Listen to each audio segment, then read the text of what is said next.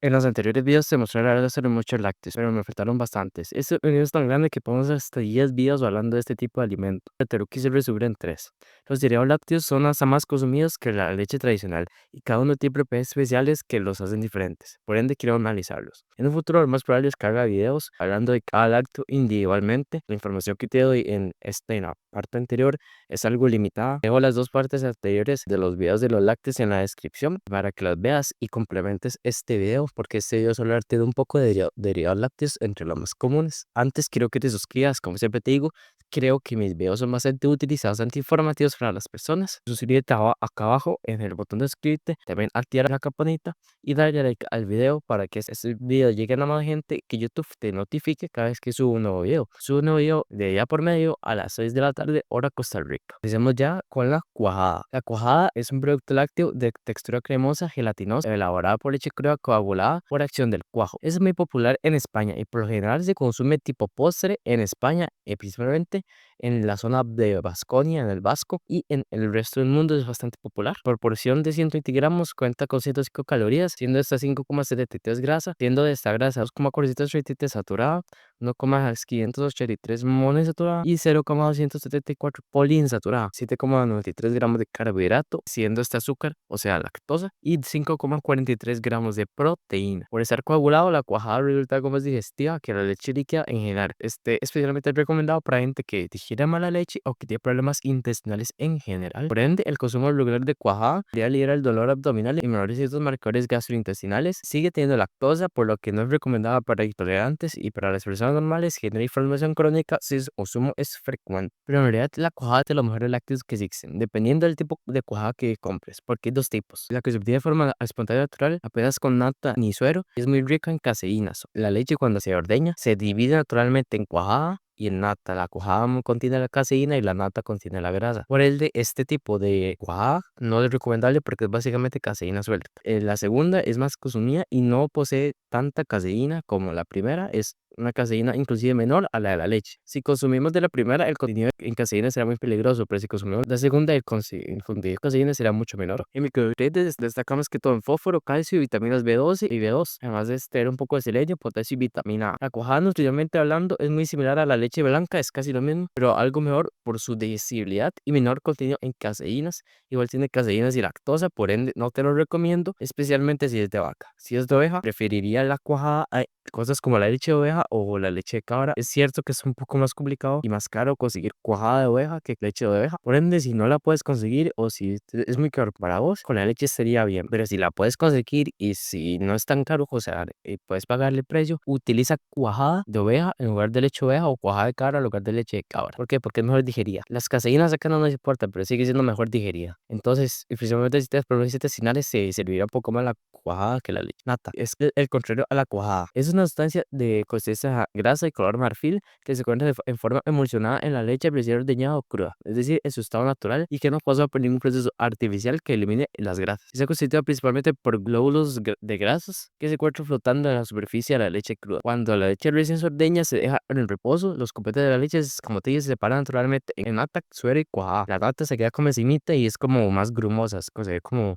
turbia. Eso es grasas a la nata. La cuajada ya es lo líquido y el suero es como más color un poco más crema. En otras palabras, la grasa de la leche sin transformar, o sea, sin procesar. Si se transforma, si se procesa, o sea, se comprime, se transformaría en mantequilla o en ghee, dependiendo de cómo se haga. Existe la nata delgada o ligera, que tiene menos cantidad de grasa que la nata tradicional, cuyo contenido graso es de un 35 o 50% de grasa. La nata tradicional o la nata doble es de un 55% contenido graso. Nuestra elección entre las dos natas dependerá de nuestro gasto calórico y de cuánta grasa necesitemos al día. Tal vez algún día lleguemos como a otras fuentes de grasa animal, como manteca, mantequilla o carnes en general. Sería mejor optar por una nata menos grasa. Y si algún día por X o Y razón no hemos comido casi nada fuentes de grasa animal, sería interesante optar por una doble nata o por una nata normal, tradicional. Por cucharada de 7 gramos contiene 20 calorías, siendo esto 2,2 gramos grasa, 1,4 gramos saturada, 0,6 no poliinsaturada y 0,1 poliinsaturada. Además posee 0,2 gramos de carbohidrato y 0,2 gramos de proteína. El carbohidrato es 0,1% azúcar, o sea, lactosa, no tiene casi nada, y 0,1 almidón. La nata es una muy buena fuente de vitamina A, además posee vitamina A, de potasio y calcio, aunque no posee tantos micronutrientes como la leche normal porque no es entera, es como un pedacito de la leche. Prende parte de los nutrientes de la leche se quedan en la cuajada y en el suero, pero igual tiene buenos micronutrientes. Nutricionalmente hablando, la lactosa es muy similar a la mantequilla, ya que ambos son la grasa de la leche, pero la mantequilla es grasa como comprimida, es pura grasa, digamos. La nata ya contiene cosas como agua, que la hacen menos calórica, que hacen que por más contenido tenga menos calorías. Esto puede ser bastante bueno. ¿Por qué? Porque la mantequilla muchas veces con muy poco contenido ya se puede abusar de grasa, abusar de calorías. Con la nata es más difícil porque como vemos una cuchara de mantequilla tiene 100 calorías, una cuchara de nata tiene apenas 20. Es un quinto de las calorías de la mantequilla. Por ende, para personas que no quieran tanta grasa o que gasten poquitas calorías, la nata es mejor que la mantequilla. Eso sí, con la nata no puedes cocinar tipo así como frituras, o si quieres hacer algunos sartén o algo así, no puedes usar la nata. Entonces la nata es más como para untar en cosas. En una ensalada puedes echarle una cucharada de nata si quieres, en lugar de usar aceite, puedes usar nata. Algunos aceites como el de coco son mejores que la nata, pues sus micronutrientes y propiedades, pero la nata la puedes usar si quieres poquitas calorías, si ocupas llenarte, porque la nata es más llenadora que aceites y así por su mayor contenido en agua. Aparte, la nata se hiera más fácilmente con otros cuerpos grasos como la mantequilla o aceites como el de coco.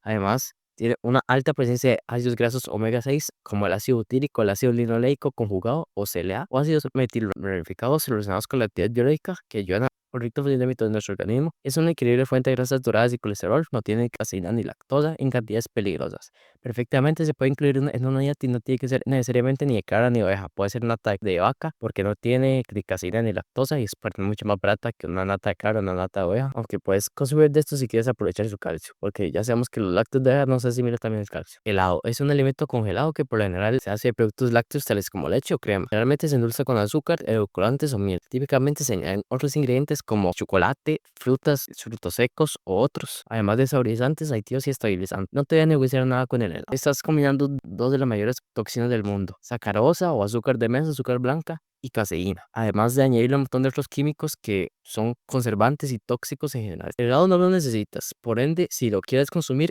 ya es que tenés un tema más mental. O sea que si quieres consumir helado, tu cuerpo no lo está pidiendo. Es porque tienes cosas como ansiedad, como estrés, o estás aburrido, o caís en presión social, y todo el mundo está comiendo helado, estás en una zona con helado, o estás pasando por un lado y caíste en el marketing y se ve en una pancarta un helado gigante y te antojaste. Son cosas que hacen para que te lo comas. Tu cuerpo nunca te va a pedir helado. Si te pide helado, tienes que saber que no es tu cuerpo, que tienes que saber que es tu mente o que es algo en el entorno que te influyó. Para solucionarlo es muy simple: o deja esas influencias, no le prestes atención a esas pancartas, a esas publicidades, o no te juntes con gente que come mucho helado. Y si lo hacen, procura vos llevar algo para comer. Puedes llevar, aunque sea un chicle, para estar comiendo mientras la otra gente come helado, vos comes chicle. Y mínimo si tienes el dulce en tu boca y como que estás masticando, de ahí no vas a querer helado. Y también lo que yo hice y lo que deberías hacer es dejar el azúcar. Cuando ya dejes el azúcar y ya regules tu glucosa y esto, no vas a tener necesidad de comer dulce. El siguiente video hablará de esto mismo, de por qué no bajamos de peso y por qué cambiamos tanto los chismes. Por ende, velo. El helado es malo, ya todos lo sabemos, no es algo nuevo. Este alimento es rico en azúcares y químicos y conservantes y cosas así, y aparte lactosa y caseína. Puede causar un aumento de grasa corporal y diabetes, además de empeorar tu salud dental, crearte un pico de glucosa, insulina, o también hacerte resistente a cosas como la insulina, la glerina o la dopamina. Al ser un dulce libera mucha dopamina y hace que seamos resistentes a la misma. Además, puede causar problemas digestivos como hinchazón, dolor o llenura, y aumentar el colesterol malo y disminuir el buen. Dos bolas de helado pequeñas, un palito de agua, tiene unos 25 gramos de azúcar, lo que es más de y es tolerada por tu hígado. El tema calórico es demasiado variable, depende del tipo de helado, la marca, lo que lo produce y el sabor. Pero en general, una taza de helado tiene 267 calorías con 14,26 gramos de grasa, siendo esta grasa 8,801 saturada, 0,575 poliinsaturada y 3,897 monoinsaturada. Y además de 32,45 gramos de carbohidratos, siendo ese carbohidrato prácticamente todo azúcar, entre lactosa y azúcar añadida, y el resto un poquito de almidones y fibras de las frutas o de lo que esté hecho el helado, y aparte 4,6 gramos de proteína. Los helados no pueden considerarse una fuente importante de micronutrientes, solo destacaría un poquito su calcio y su B2. Helados fit y más proteína pueden alargar un poco el asunto, no son sanos, pero son mejores, aunque en realidad la mayoría es en puro marketing, aunque algunos sí tienen menos calorías y tienen más proteína, los hacen un poco más sanos, pero igual no son sanos Siguen siendo reemplazados, las marcas solo quieren que los compres, no les importa tu salud. Buen polvo. Un suplemento muy popular entre los miembros del gimnasio. Es un producto compuesto principalmente por proteínas globulares de alto valor úrico del suero de leche. Es un lácteo líquido, los lácteos se producen durante la producción del queso. Cuando se produce queso, bueno, si hemos visto algún video de cuando se produce el queso, vemos que está como el queso, como sólido, y alrededor es como, es como una piscina con un líquido. Ese líquido es el suero de leche. Ese líquido se extrae y se hace el whey. Es un proceso muy barato y muy simple. Es generalmente comercializado y usado por un suplemento dietético para la actividad deportiva y para las personas en general. Tienen tres formas principales: concentrado o concentrate, que tiene niveles más altos de compuestos bioactivos, hidratos de carbono, lactosa, tiene entre un 29 y un 80% de proteína. También está el isolate o aislado, que se hacen procesos para eliminar la grasa y la lactosa. Tiene aproximadamente un 90 o más, no, por ciento de proteína hidrolizado o hydrolyzed, donde se hacen proteínas que son predigeridas, un poco hidrolizadas, con el fin de que sean más fáciles de metabolizar. Por eso cuesta generalmente más alto, tiene entre un 80 y un 90% de proteína. El mejor para mí es el isolate. ¿Por qué? Porque es proteína pura, tiene un 90% o más de proteína, casi no a lactosa residual y tampoco tiene grasa. Y lo que queremos con suplemento de proteína es tener la mayor cantidad de proteína sin otros micronutrientes con el menor contenido de calorías. Esos son los que menos calorías tienen porque tiene menos grasa. Aunque obviamente si no lo puedes comprar, intenta que el concentrado sea lo más limpio posible, o sea, que sea lo más proteico posible. El hidrolizado puede ser útil si quieres, si tienes problemas digestivos o si te cae mal el isolate, puedes comprar hidrolizado porque tiene un poquitito menos de proteína, es más caro, pero en general seguirá mejor. El contenido calórico de la proteína depende de la marca y del tipo de proteína, pero en general un scoop de proteína isolada tiene 1,17 gramos de grasa, 0,239 de grasa saturada, 0,2 monoinsaturada y 515 poliinsaturada, además de 0,37 gramos de carbohidrato y unos 35,94 gramos de proteína. El tema con esa proteína es muy controversial. En mi punto de vista no es necesaria. Ok, veamos. Vos, para tener un correcto aporte de proteína, ocupas 1,2 gramos de proteína por kilo de peso si no hacemos fuerza. Esto es bastante fácil de conseguir. Comes unos 5 huevos al desayuno y 2 porciones de proteína animal, como de 120 gramos o 100 gramos en el almuerzo y en la cena. Esto sería como unos 80 gramos de proteína mínimo, mínimo, mínimo. El resto de la proteína, digamos, una pesa de 70 kilos, ocupa 84. Y si pesas más, lo completarías con la proteína vegetal que te vas a comer. Obviamente, no vas a comer solo huevos y carnes, vas a comer alimentos vegetales que tienen pequeñas cantidades de proteína que harán que completes tu proteína al día. Ok, entonces si comemos 5 huevos y 2 pedazos de 120 gramos, aseguramos nuestra proteína al día. Correcto. No tendríamos que preocuparnos por esto. Tendríamos que pesar, qué sé, como 120, 130 kilos para tener que empezar a preocuparnos por esto. Pero si hacemos fuerza, nuestros requerimientos de proteína aumentan, porque vamos como mínimo 1,6 gramos de proteína por kilo de peso. Aquí ya es cuando la proteína en polvo tiene su papel. ¿Por qué? Porque bueno, si estamos en una etapa de definición, o si pesamos mucho, o si tenemos un poco de gasto calórico porque no hacemos ejercicio aparte de las pesas, ya tal vez ocupamos 130, 140 gramos de proteína, apenas podemos comer 2000 calorías, 1900, 1800 o menos. Esto sería bastante difícil llegar a esos requerimientos de proteína. Ocuparíamos bastante proteína y no tenemos tantas calorías como para rellenar con alimentos vegetales. Entonces ahí la proteína en polvo ya sí tiene su papel. Digamos, tenemos esos 90 gramos de proteína que rellenamos otros 20 gramos con alimentos vegetales. Nos faltarían unos 20 gramos si somos una persona de, no sé, como de 75 kilos, que ocuparía unos 130 gramos de proteína si damos pesos. Aquí la proteína en polvo sí es necesaria y si es buena, nos ayudará a tener mejor salud, ayudar a nuestra proteína a construir más músculo, etcétera. Aunque si estás haciendo un volumen, es muy poco probable que ocupes una proteína. En mi caso, digamos, yo ya con el desayuno y el almuerzo ya llego a mi proteína porque soy en un volumen y por ende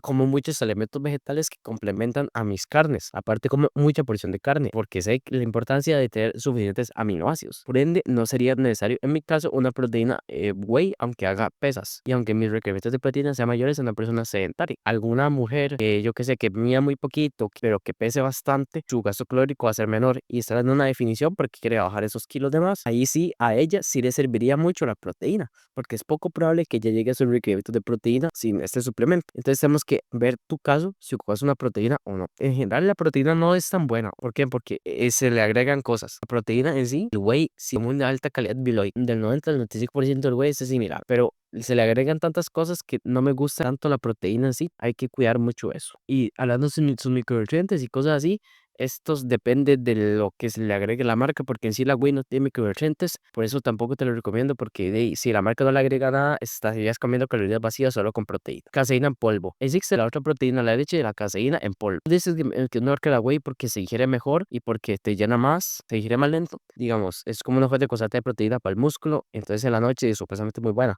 No, es caseína libre. No ocupo hablarte mucho más del tema, solo caseína. Es una neurotoxina en polvo. Tiene, necesito 13 calorías, eso también depende de la marca, pero en realidad tiene unos como gramos de grasa, siendo esta 0,122 saturada, 0,192 monoinsaturada y 0,494 poliinsaturada. Además tiene unos como más 46 gramos de carbohidratos, siendo este lactosa, y 24 gramos de proteína aproximadamente. Es lo mismo de la whey en temas de proteína, pero mucho peor y más cara. Sus micronutrientes dependen del enriquecimiento, igual que la whey. Igualmente se le añaden cosas para que se venda más. Simplemente no la consumas. Si ocupas proteína, compra whey. En conclusión, el mundo de los lácteos no es tan beneficioso como creemos, y solamente si son lácteos vacunos. Hay excepciones como el kefir de caro o oveja, la mantequilla, la cuajada o el ghee, pero la caseína y la lactosa de los lácteos es demasiado dañino. No son necesarios para nada en una buena alimentación. La mayoría posee más contras que beneficios. Sustituyos por carnes y huevos o cosas con grasa y proteína como los frutos secos, pero saca la mayoría de los lácteos de tu dieta para tener la mejor salud. Gracias.